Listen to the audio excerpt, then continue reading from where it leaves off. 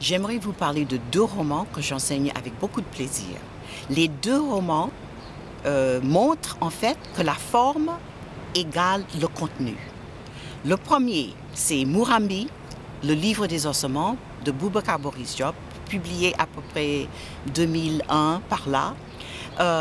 Ce livre est un livre sur le génocide rwandais et vous avez des voix de tout le monde. Vous avez des voix de victimes qui disparaissent, vous avez des voix de bourreaux, vous avez des voix de ceux qui essayent de comprendre.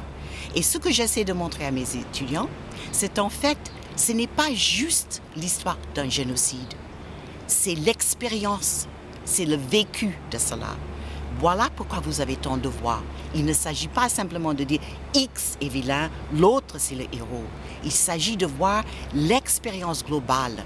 Et voilà, ça Boris Diop est très doué pour cela. Donc c'est un roman qu'on appelle polyphonique.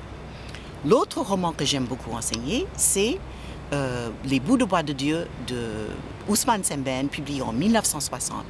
Ce roman est formidable parce que quand les historiens ont présenté ce roman aux cheminots qui ont fait la grève en 1948, qui était le sujet de ce roman, ils ont dit mais non, mais c'était pas du tout ça, il n'y avait pas de marche de femmes.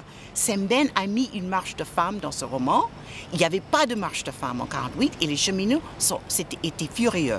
Le fait est que un roman n'est pas un documentaire, ce n'est pas juste un compte-rendu d'une expérience, c'est à la fois archéologique parce que ça va vous donner le passé, mais c'est aussi utopique. Sembène a mis une marche des femmes parce qu'il considère que les femmes étaient très importantes pour l'avenir de l'Afrique et donc voilà. Donc je trouve que ces deux romans sont fantastiques parce que forme égale contenu.